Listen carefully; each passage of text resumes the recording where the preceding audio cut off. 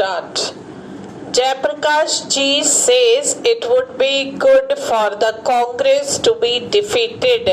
I might perhaps agree that it might be good for the Congress to be defeated, but surely the question is not for us but for the people.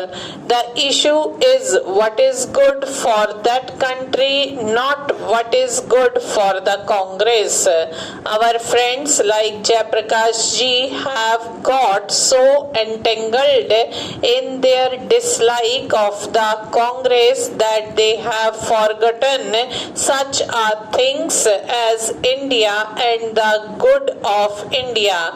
It is my belief that if by any mischance the Congress was defeated, it would be very bad for India.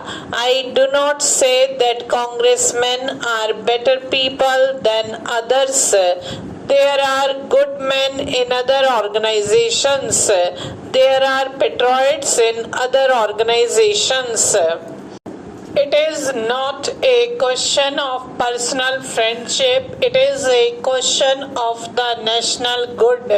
Supposed in parliament, instead of the strong Congress party, we had a dozen or 20 small groups with nobody in a majority. What would happen? There would be no stable government and each little group would intrigue with the other.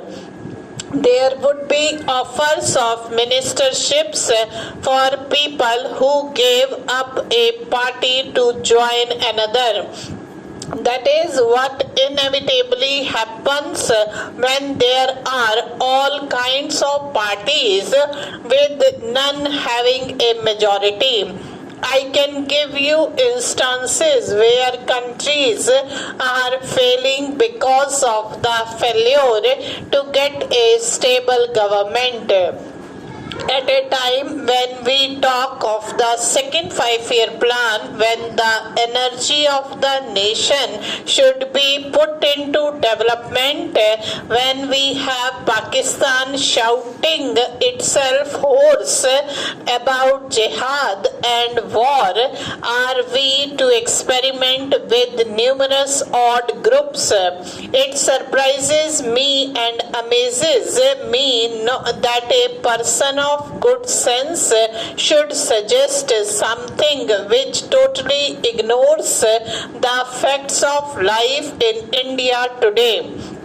The facts of life are these, that we have to fight a tremendous opposition in India, not any political party but our own failings, our own liability to go wrong, our disruptive tendencies, our communalism, our provincialism, our casteism, our readiness even to break into violence, and so many other things. Our history shows that we are very prone to disruptive, separative tendencies. And if British rule in India did a good thing, it was to make us united in our fight.